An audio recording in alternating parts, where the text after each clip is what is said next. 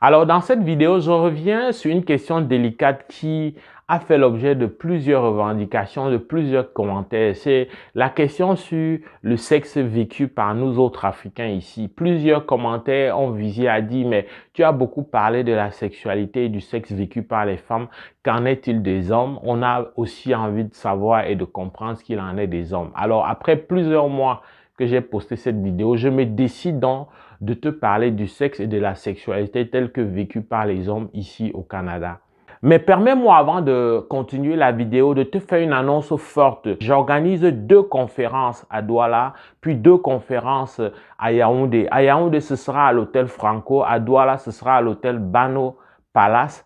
C'est donc 4 conférences au total réparties sur le mois de juillet et d'août. Tu auras la chance d'être avec moi, de m'avoir en présentiel et d'avoir la réponse immédiate et sans détour comme à l'habitude à toutes tes questions. Je viendrai avec des réponses précises taillées sur ton cas particulier. Alors ne tarde pas, les places sont limitées. Je t'invite instamment, si tu me regardes à partir de YouTube, de prendre le courriel qui est dans la description de cette vidéo et de pouvoir écrire pour manifester ton intérêt. Je répète, les places sont limitées. Dépêche-toi. Si tu me regardes à partir de Facebook, alors tu as la possibilité d'écrire sur Messenger à travers le Messenger de Afrique Éducation. Pour mieux comprendre la question de la sexualité de l'homme ici au Canada, il faut aller chercher dans la mentalité, dans l'état d'esprit qui se veut comme commun chez la gente masculine africaine. Alors, le gars africain va s'illustrer davantage par le fait de pouvoir faire la palabre africaine, c'est-à-dire l'idée de pouvoir se retrouver entre hommes comme pour affirmer leur masculinité, de pouvoir se retrouver très souvent autour d'un pot, autour d'une situation, à se conter des histoires de tous les jours. Donc ça, c'est important et fondamental pour cet homme africain-là. Autre chose qui est beaucoup plus important et socialement très ancré dans les mœurs africaines, ben c'est que l'homme est celui qui pourvoit. L'homme est celui qui doit tout faire pour que sa famille soit à l'aise sur le plan économique. Il doit être capable d'apporter la réponse à tous les problèmes de la famille. C'est le puissant. Tout le monde dans la famille le voit, que ce soit la conjointe ou les enfants, on le voit comme un repère, comme le plus fort, comme celui qui a toujours la solution. Alors, une fois qu'on a planté ce décor, on arrive au Québec, au Canada, ben, on a affaire à une société qui est rompt avec ce genre de paradigme. On vient dans une société où la femme prend plus d'ampleur, plus de pouvoir. Cette masculinité, cette joie-là, ces comportements qui ont une conséquence positive sur la sexualité de l'homme, comme le fait de l'attention, comme le fait d'être pris aux petits soins, de faire le ménage, de ranger tout, de faire tout pour lui, de le servir. Peu importe si la femme est essoufflée, si la femme a passé une journée difficile, ben, ces éléments-là disparaissent peu à peu ou tranquillement, il va falloir que lui-même il s'implique dans le ménage, qu'il s'implique dans les tâches. Alors, cette déstabilisation fait que sur le plan donc de la production de la testostérone qui a un impact sur la libido de l'homme, ben, ça va venir impacter, tu comprends, très vite. Ajouter à ça, au niveau économique, si la femme est de plus en plus absente et vient avec de plus en plus d'argent et tient un discours inconsciemment qui vise à rappeler une sorte d'équité ou d'égalité dans les droits, ben ça vient encore plomber, ça vient donner l'impression à cet homme-là d'être diminué. Tu comprends que il a donc du mal, il est replié, il pense que son pouvoir est menacé. Et ajouté à ça, il n'est pas dans un environnement où il va souvent toujours rencontrer les autres. Alors, il y a une bonne couple d'hommes qui font en sorte de se retrouver, de replanter ce même décor-là pour continuer à s'assurer qu'il reste l'homme, le masculin d'Afrique. Ben, il y a des tournois, des rencontres qui vont se faire entre eux, vraiment pour créer la même ambiance. Mais quand ça vient retrouver ce contexte, voilà, familial, ça rend, ça fait en sorte que au niveau donc de la libido de l'homme, il est moins présent, donc il est moins à l'aise.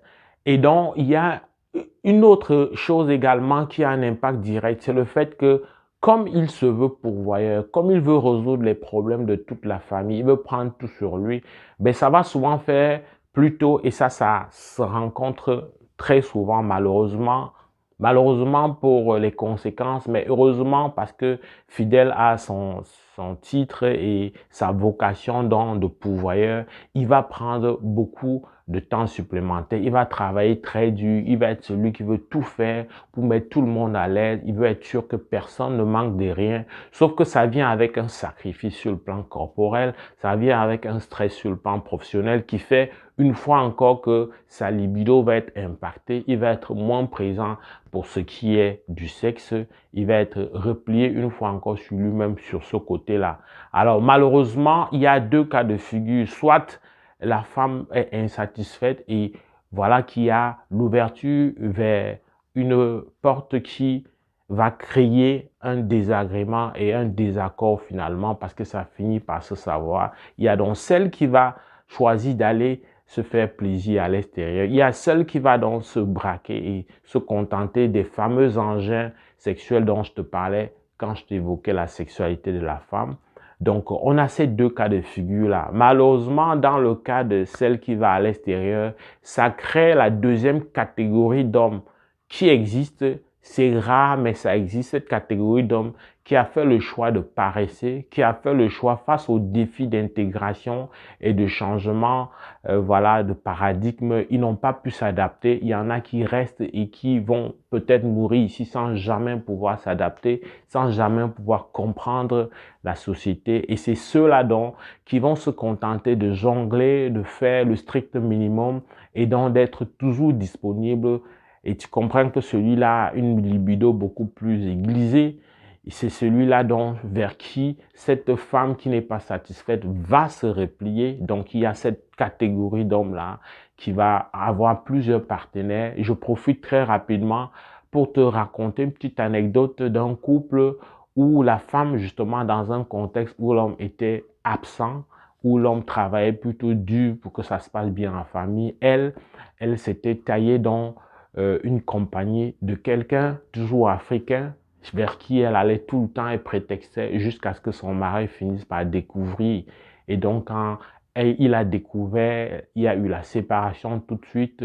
L'enfant même n'était pas celui du mari, mais celui de celui-là, de l'amant, qui a tout de suite fermé aussi la porte à cette femme dès que ça a été su. Donc, parce que lui, son affaire, ce n'est pas de prendre des engagements, c'est de se faire plaisir avec la première venue, avec celle qui se sent insatisfaite dans son ménage. Donc voilà, en gros, une sexualité de l'homme qui va venir être une conséquence de ce qu'il recherche dans son passé, c'est-à-dire à toujours être pourvoyeur, alors que dans cette société, il est difficile avec ce que on va gagner de pouvoir satisfaire à lui tout seul les charges de la famille. Ça, il n'a pas suffisamment intégré. Il voit mal le travail de la femme.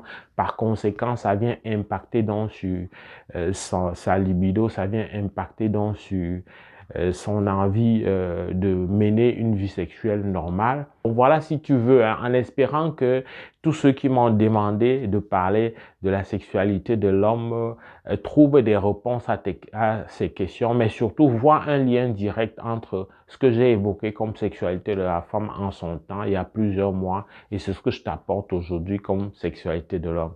J'espère que la vidéo t'a plu. Si c'est le cas, like. Mon nom est Valérie Jules Camdem, j'enseigne au Québec. J'étudie pour être consultant en immigration. Au plaisir de te retrouver dans le cadre d'une prochaine vidéo. Porte-toi bien. Boula!